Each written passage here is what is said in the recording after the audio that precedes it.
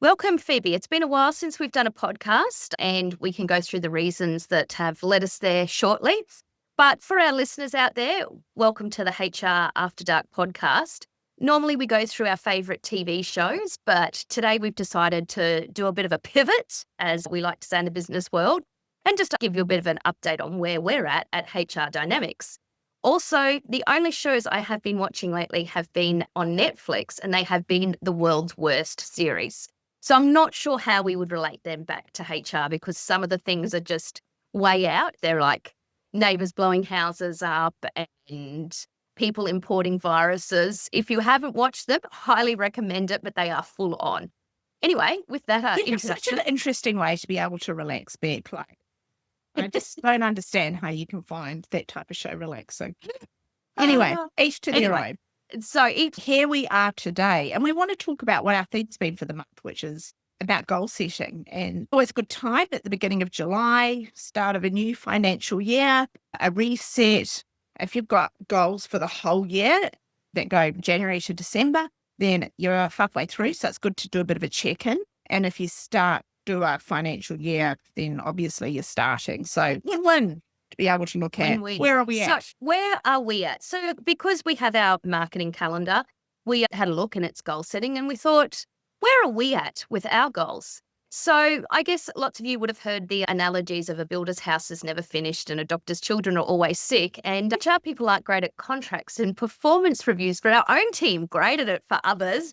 And we're really proud to say that we sat down one-on-one with everybody face to face, did all their reviews, which was a really great experience, and sent all the follow-up documentation, reissued contracts, I'm feeling like a July goal was ticked, and I'm feeling like we should give ourselves a bit of a pat on the back for that, for practicing what we preach. Really one of the learnings that I got from doing that is we actually did the reviews, most of the reviews off-site, which was quite good. I know down on the Sunshine Coast we weren't able to, but up in Cairns it was quite good to go to neutral territory, wasn't it, to be able to do the reviews and getting a professional development plan so we could understand. And there were some surprises as to what we thought people would be interested in learning or wanting to develop in compared to what they actually thought. So it was really good to kind of talk about that and get a bit of a plan that we all agreed on in place. And I guess the most important thing too is the follow-up afterwards. And for those people that some of the plans we've actually started to look at, getting them that professional development, we've set up some sessions, there was some mentoring, and we've set up those mentoring sessions. So we've really, because we wrote the goals down, and I know it sounds so cliched, and it is cliched, but it is cliched because it works. We wrote it down and we have to stick by it. The other thing that I think is really interesting too is that people think those performance reviews, we need to do it where people aren't performing, or, oh, they're such a good performer, or they know they're good and we tell them all the time they're good. But actually sitting down formally and being able to genuinely thank the team for the hard work and what they've done and acknowledge some of the challenges that they've had, I think they really appreciated it as well. And they said nice things about us. So that was good too. So pat on the back again. For us to get some feedback as well. Because I think that is important when you're a manager and a business owner. You need good feedback as well as constructive feedback as well. We know these areas we need to improve upon. So I think from a staff perspective, we've nailed it. What about other goals that we've set for the year, Bec? Like, Bec and I are the best at ideas. We're great starters. We're not good finishers, are we? No, we are absolutely great starters. In fact, one of the team sent me a video the other day, and it was of Jeremy Clarkson's from Clarkson's Farm. And he goes into one of his, I think it's his son, and he goes, I've just had a great idea. And she sent it to me. She's like, does this remind you of anyone? Because I'm forever saying to our digital manager, I've had a great idea. No idea how we're going to implement it, but I've had a fabulous idea. And I think we're great at that, but we need to nail some of those ideas down. This podcast, one of them, great idea, but it's been a few months since we put one out, and that is completely on us, Phoebe. We can't blame anyone for that but us. No, exactly. And it's just, I don't think it's because we're lazy, and I don't think it's because we don't see the importance of it. It's just that getting a schedule in place and sort of sticking to it is really hard. And I think our goal needs to be less is more. Set ourselves so many things that we're going to do and actually freaking follow through on the stuff that we are going to do. And then you're suddenly busy doing invoices and receipts and all that sort of thing, and doing some painting, responding to emails. And there's personal stuff that happened. I've had to take some time off unexpectedly due to my mother. We're getting to the age that parents are getting old. So sort of personal things that will come up. But I think you need to be able to come back and say, okay, that happened, but what's the structure? What are we coming back for to keep up that consistency? And actually, coming up to our 19th year in business, I know that's super scary, isn't it, Bec? And look, when I look at our success, it hasn't been this kind of, major success that we've suddenly come up with. It's just been that slow consistency, building those relationships and those long-term relationships that's actually been the key for success for our business. And I think that's a real takeaway. Absolutely. And we've certainly done things that we've learned from. And but you've just got to get back on. You've just got to keep going. And so you haven't stuck to something, stick to it, keep going. You've just got to keep going. Maybe I could remind myself of that for the gym. But anyway, that's probably a whole other conversation. Let's not get too overzealous here. Let's just stick with the work stuff. I think having rewards as well, and that's for your staff and also for yourself. And the rewards doesn't mean it has to be massive bonuses or pay increases. It can just be small things that you do as rewards for actually that achievement, some sort of whatever's going to work for your workplace, but something visual, something tangible that, wow, we've managed to achieve this, we've managed to get the success.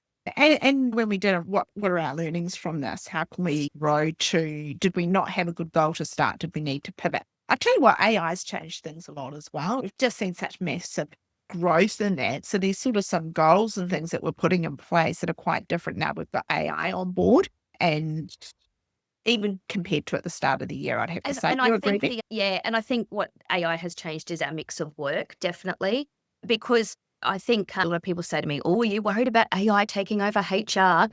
No, I'm not worried about it taking over HR because AI can't sit in a room and have a difficult conversation with someone. And the other thing is AI has made it so accessible for general protections claims and fair work claims and grievances. And we have seen more and more of that come through. And the robot can't sort that. A person has to sort that. So the mix of work is definitely changing. And so then I think some of our goals definitely have to change with that as well. I remember when we first started and we were so jealous of those businesses that had those great online shops and they just got all their revenue through people buying documents. And now we're like, oh my gosh, I would hate to have one of those businesses now because that's the value of that's really gone down. But the people content, I think, is really important. And I think that's something that's a learning for our business as to what we're doing to ensure that we're visible and we're giving value where it's worth. There's no point you using services from us that AI can work for you. Absolutely. You may want us to, if you haven't got time or capability, sure, we can do it for you, but you want to use our services for really the nuanced human interaction, managing those conflict, frustration, change management, that type of thing, things that can't be all put together in a dot point Word document that you can get through AI. And AI is not great at dot points either. It's good at lots. Moreover, it's great at long, lengthy sentences. Dot points not so good at. So maybe if you're looking at your goals for the next 6 months, I would really recommend that if you haven't already, that you really take that on board as to what role AI is playing in your business and also just your time management as well. So now even for our end of month reporting, like we can just run those all through AI rather than sitting there and pouring and trying to work out, did we spend more here or what happened there? We'll just go through, analyze it all and tell us what we should be looking at, which is great. Makes you more efficient. Phoebe loves to cut money, cut spending. So what's the anomaly here, Bec? Working through that.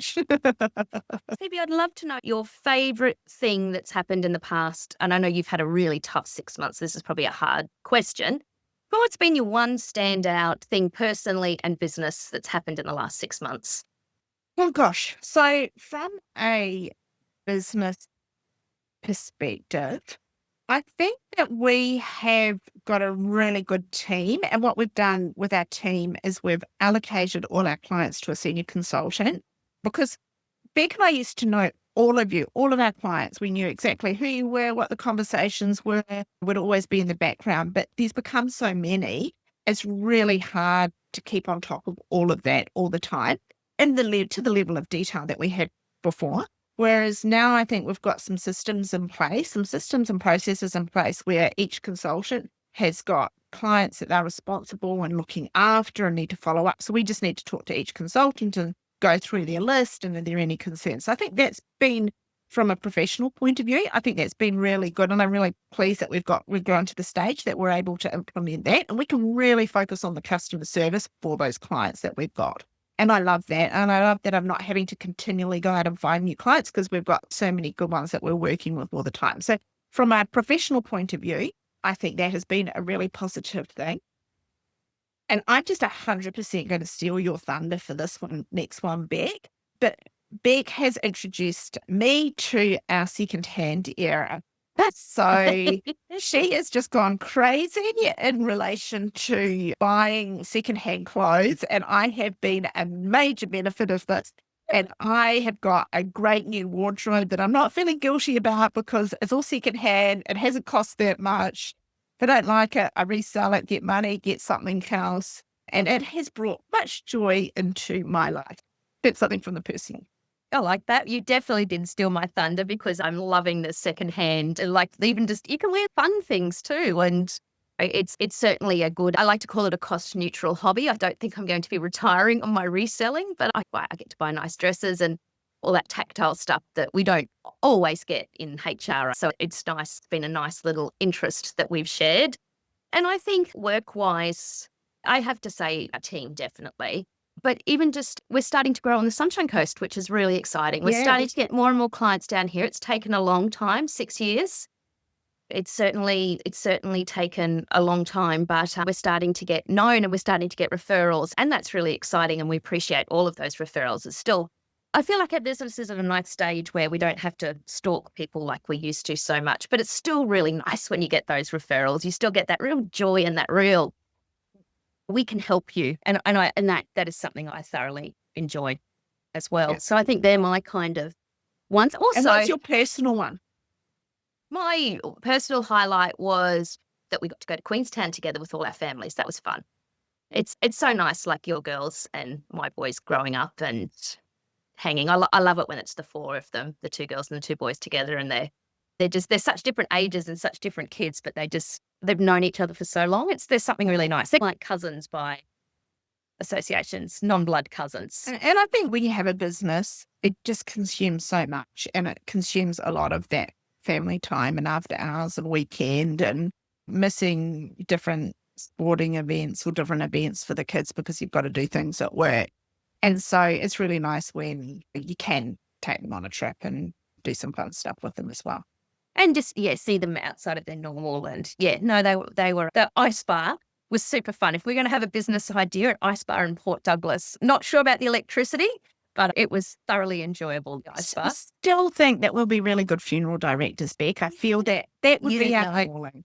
I think the Ice Bar would be good at it. Yeah. I think the Ice Bar would be far more fun. So, that was thoroughly enjoyable. So I guess key takeaways is, what are your goals? And look, if you need to reset, if you're feeling you're in a bit of a slump, a bit overwhelmed, a bit demotivated, then please don't hesitate to pick up the phone and book a session with one of our senior consultants or us or Leanne, our coach. And you need to feel excited. We spend so much time at work. You need to love what you're doing. You need to feel excited. And if you don't have that energy and excitement to give to your team, be you the owner or be you a manager with it, then how can you expect them to rise up to it and provide that customer service and that energy and that productivity? So you really got to take care of yourself, know what you've got to achieve, and feel enthusiastic and passionate about it, and find a way to make it fun and rewarding. And if we can help you get that, then we would love to hear from you. Challenge accepted. If you're like, I don't think they can make me feel like that, take it on board. Yeah, let us try. Yeah. Thank you for listening to our podcast that deviated off our normal podcast realm, but we'll be back with more HR After Dark. Yeah. So bring on a TV show. To do more. Yeah. Goals is going to be to do more podcasts and really nail that down.